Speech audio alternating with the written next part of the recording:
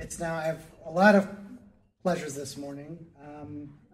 The next is to introduce formally the president of Marylhurst University, Judi Johansen, who will be speaking to us and leading us in an exercise or two. So without more than that, let me introduce Judi.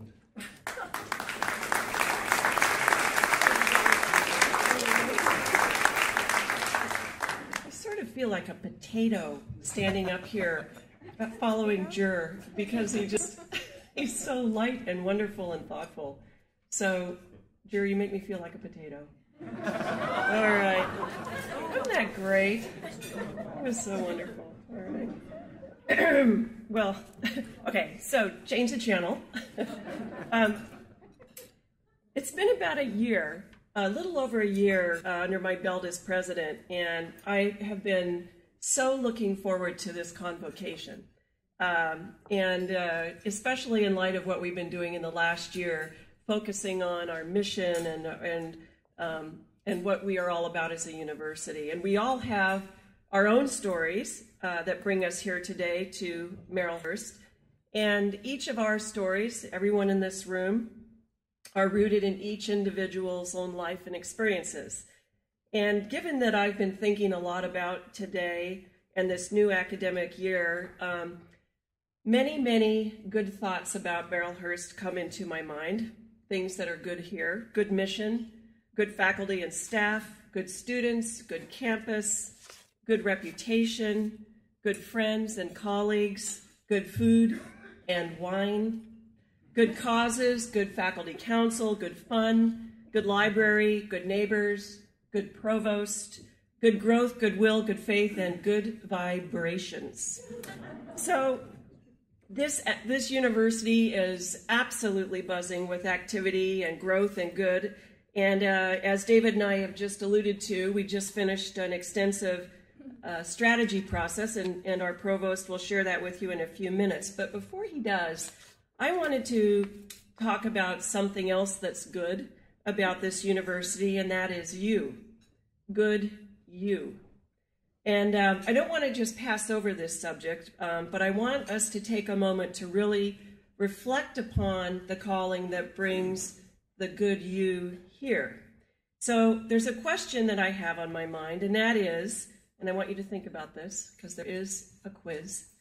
What is the good that you personally are seeking to accomplish in your academic career at Marylhurst? Now, to prime the pump on your thinking, I want to just take a minute to remind us all about the roots of our university, to remind us about the 12 brave young women who sojourned to Oregon in 1859 from the comfort of their mother house in Montreal, Quebec.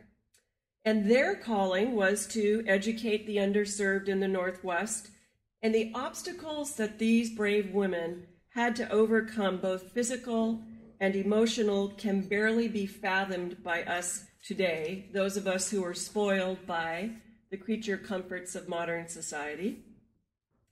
But their drive and their perseverance was born out of their faith to serve Christ by educating the underserved. And that was the source of their conviction. That was the good that those sisters sought to deliver. So these sisters of the holy names of Jesus and Mary planted their seeds in the Northwest by founding, among other things, our great university in 1893. And we have the blessing of continuing to harvest the fields of good that they planted by carrying on this mission of education. And in fact, just last week, our Board of Trustees reaffirmed our mission and values as those being grounded in the faith and the belief of the Sisters of the Holy Names. So our mission is clear.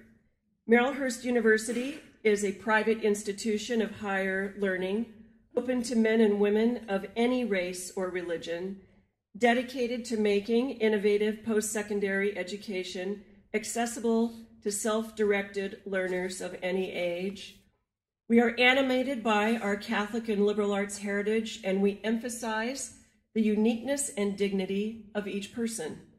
And we are committed to the examination of values as well as to quality academic and professional training. Marylhurst University seeks to aid students in advancing their goals for responsible participation in a rapidly changing world by pursuing and encouraging our students to pursue the ideals of competence, leadership, and service. That's our mission. And our values, which were again reaffirmed by our trustees in our recent meeting, while rooted in our Catholic legacy, should ring true to people of all beliefs.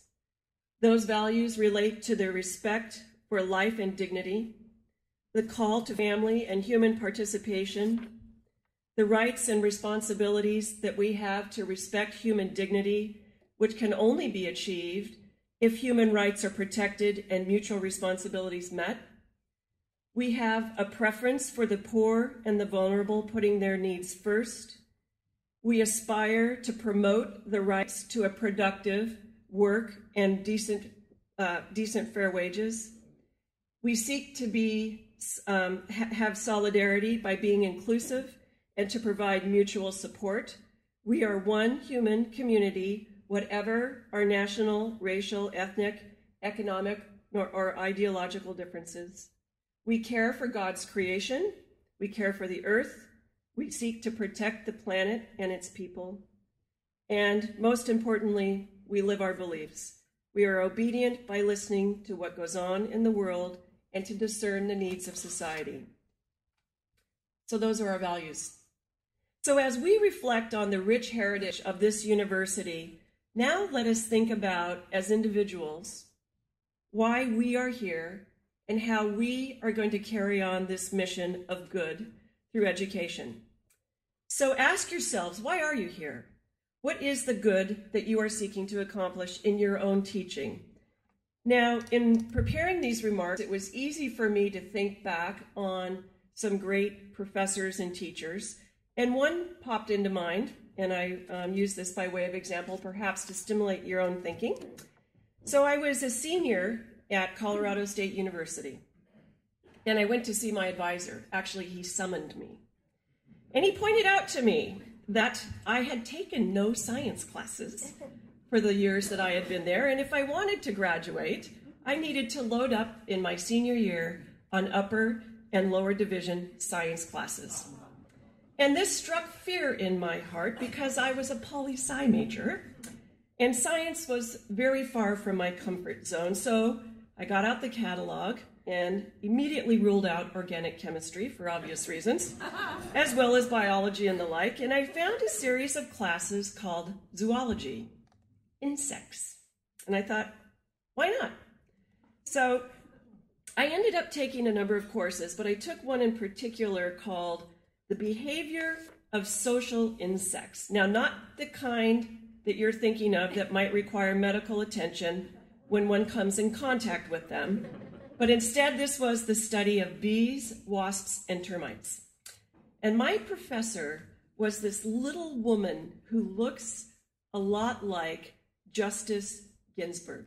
It's this little woman, only imagine a beehive hairdo, literally.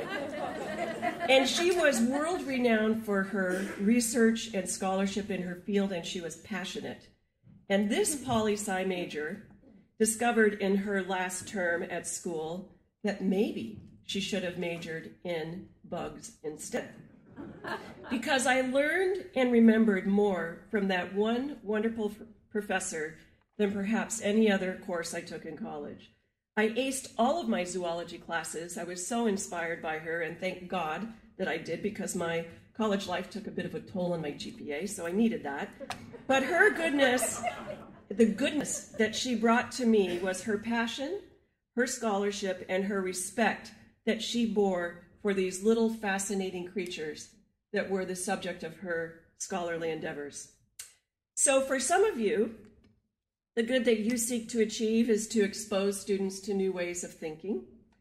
Or perhaps you seek to impart upon our students experiences that will ground them in ethics and morality in whatever they do. Or maybe your academic inquiry compels students to connect the here and now with the universe. Whatever it may be, let's take a moment to really reflect upon that. So to help in this reflection, I have placed on your tables some little pieces of paper, and I would like for you to take out your pens and pencils and crayons, whatever you might have, and I want you to reflect and write down the answer to this question. Even you room ringers back there, this is oh, look at Bob's running out. Close the doors. Okay. And I really want you to think for a moment in silence, just to yourselves, the answer to the question, what is the good that you are seeking to accomplish in your teaching here? And you can write it any way you want. You can write a poem. You can write a note to your students. You can write a few sentences. You can draw a picture.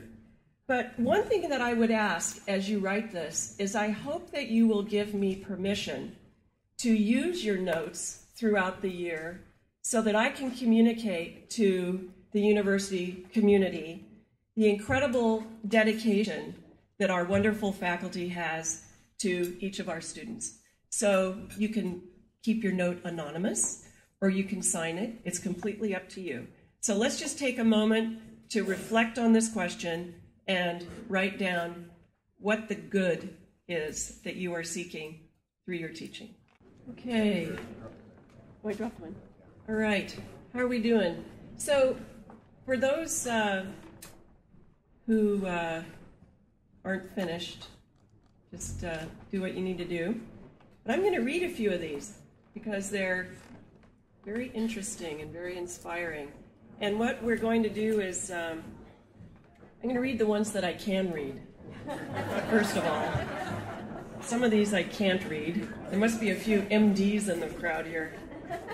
But I just want to read some of these. So out of this room, the question of what is the good that we seek to accomplish through our teaching, let me read a few. My goal in teaching is to inspire students to develop proactive skills in helping with human problems using the best practices available. Eliminate fear, encourage systematic thinking, bring fun, is that right? Bring fun to subject. Connect, love. Forgive me if I misread that. Let's see. Educare, Latin, to call forth the unique gifts and potential of each person. The good I seek to bring to my students. I wish to help my students find their own voice, to bring the truth of human experience to their creative endeavors, expressed as only they can, and to inspire curiosity and trust in themselves. The good, to teach students to know who they are, and through self-examination, reach their full potential. Excuse me, Professor. I hope to inspire in my painting and drawing students not only the skills of the media, but the ability to use theme to externalize their senses of themselves and connections to the meaning they have found in life. What is it you want to do, will do with your one wild and precious life? Mary Oliver. This quote guides many of my choices and certainly informs and energizes my teaching. I want to encourage and guide students and inspire their efforts.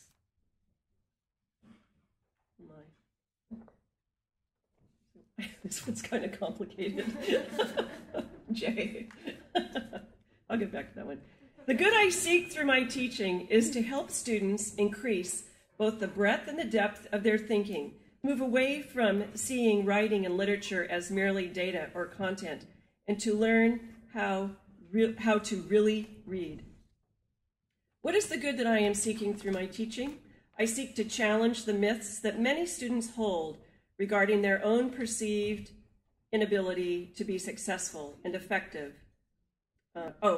writers, and to inspire them to develop the skills they need as writers to be successful in school and in life. Amen. To instill a passion for inquiry and lifelong learning. It is not enough to make them learn. You must make them want to learn. This is my gift. This is my challenge. Amen to that. Let's see. I'm just picking the ones that I can read easily. I apologize. To offer new ways of looking at our place in the world, using these new perspectives to support the ethical exercise of new skills, to reach a stronger and more confident stance toward lifelong learning. I follow the saying I learned from my husband, who was taught it by his father: do your best and don't worry about the rest. I want to inspire my students to do their best, not to compare with others. So much happiness and confidence comes from that spot. Isn't that the truth? All right. Like all of our adult learners, my college experience was spent going to class in the evenings and on weekends, all of this while holding a full-time position as a police officer. I found a wonderful education at the University of Portland. My mission is to assist in providing the same opportunities to Marylhurst students that I was given. It's funny you should ask this, Judi. This morning I was listening to... No, something else. Thank you. About mindful meditation. And he talks about the opposite of mindfulness, being forgetfulness, the forgetting of the present moment. Present moment mindfulness is the good I want to bring each day to my students and colleagues. In my belief, mindfulness and being present is the true responsive education. This is who I am. I am a responsive educator. So, wonderful reflections. And with your permission, we are going to take all of these and compile them into something that we will make available to our students and to those of you who perhaps in a moment of weariness after you've had a full day and you just dragging yourself to that class, reflect on the good that you want to accomplish in others. And I thank you very much for sharing this with us.